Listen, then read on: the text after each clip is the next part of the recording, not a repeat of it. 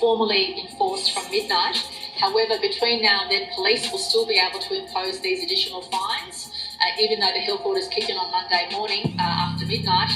Between now and then, if police have evidence that you're doing the wrong thing in any of these categories, these additional fines will apply. So $5,000 for on-the-spot breach of home quarantine, which is currently $1,000. $5,000 on the spot for lying on a permit, which is already a criminal offence. $5,000 on the spot fine for lying to a contact tracer, which is already a criminal offence. $3,000 on the spot fine for breaching the two-person exercise rule in any way. $3,000 on the spot fine for breaching rules going into regional New South Wales. In Greater Sydney and other lockdown areas, but not the local government areas of concern, the 10-kilometre rule will come down to 5 kilometres. So you can obviously do activity within your local government area, but instead of 10 kilometres from your home, it will be 5 kilometres from your home. And that's for all of Greater Sydney. All those areas which aren't the local government areas of concern will now have imposed on them the 5 kilometres instead of the 10 kilometres. In affected local government areas, we want to stress that exercise means only exercise and supervision of children. So the word recreation will not leave any doubt. That word is taken out in terms of those local government areas of concern. Exercise means exercise. Many people know that, but unfortunately some people are trying to get around the rules that were imposed. In affected local government areas, you will need to register your single buddy to make sure that people aren't abusing that rule. And also, importantly, for regional New South Wales, you will need a permit to go into regional New South Wales, whether you're an authorised worker, whether you're travelling to a second home because you might be a worker utilising a second home, or whether you're inspecting real estate, you will need a permit. The permit system will be effective from next Saturday, but obviously between now and then, police can stop you and seek evidence for what you're doing, and if you're doing the wrong thing, you'll have those extra fines imposed.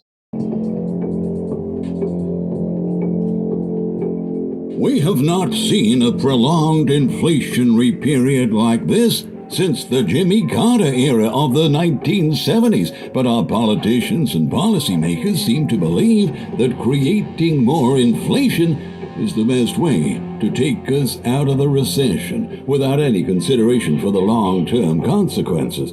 They keep insisting that this inflation spike is gonna be transitory, and they deny that the economic crisis they're creating while trying to generate a non-stimulus-induced rebound in economic growth is real. They try to minimize the severity of these issues so that they can keep on creating, borrowing, and spending even more money. The inflation crisis is reaching totally insane levels. But unfortunately, most Americans don't seem to be aware of it or to care that this is even happening. Every day it goes by, this country gets closer to turning into the hyperinflationary Weimar Republic. And those who are driving us there have become completely crazy. Last week, new data pointed out that inflation is rising at the fastest pace ever seen since the last financial crisis. According to federal data released Wednesday, over the past 12 months, the Consumer Price Index rose 5.4%. Now that's unchanged from June, despite economists' expectations that it would slow down, and marking the highest level since the Great Recession in 2008.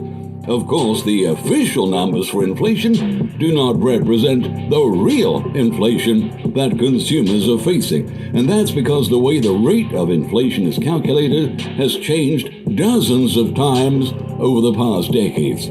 If we were to measure inflation in the same way it was measured in 1990, for example, it would be at nearly 9% at this moment.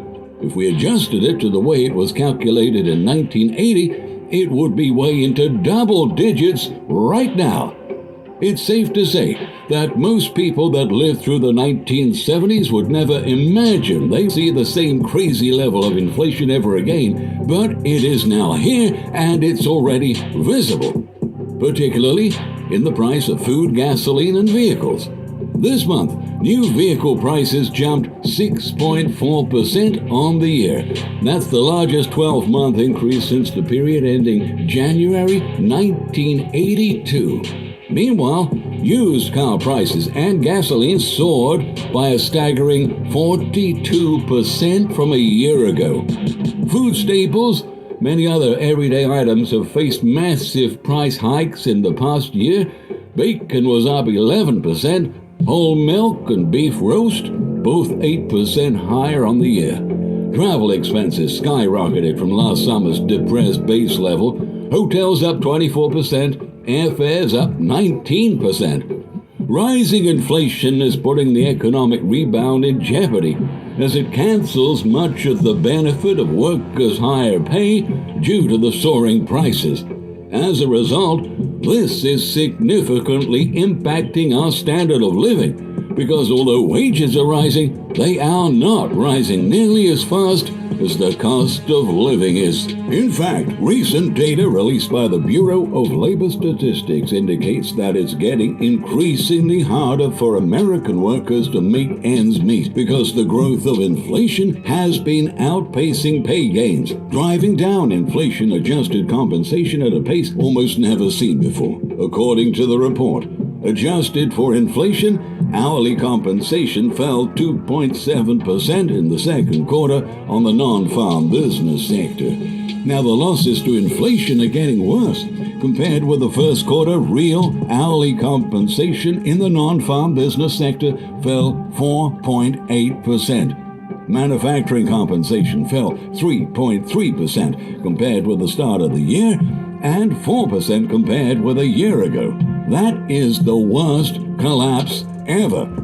In essence, inflation is a tax on all of us to pay for our leaders' reckless spending, and it is shrinking the size of the middle class with each passing month. Sadly, this is just the beginning. Recently, a number of corporate executives have started to announce even more price hikes in the months ahead. For instance, the popular burger chain Shake Shack announced it will be implementing another round of price increases in 2021 to fight inflation. Last week, during a conference call, Shake Shack's Chief Financial Officer Catherine Fogarty said customers will be paying 3 to 3.5% more for their food for the rest of the year. Many other companies are also raising prices to offset higher inflation and increased costs of products, parts, and labor. Amongst them, Unilever, the maker of Dove soap, Ben & Jerry's ice cream, and so on, has said it will raise prices to offset surging raw materials costs. And Yum Brands, which owns KFC and Taco Bell, recently said that its franchisees have also implemented price increases. Tyson Foods is also on the list of companies warning of further hikes in prices. During an earnings call, the top chicken producer in the United States confirmed that food inflation continues to push prices higher. Tyson CEO Tony King highlighted that the relentless rise in food prices is hitting the firm faster than the company can lift prices, and retail prices are already set to rise on September 5th. None of this is going to end well, but despite all the warnings and the evidence, our leaders' response to this crisis is still creating, borrowing, and spending even more money.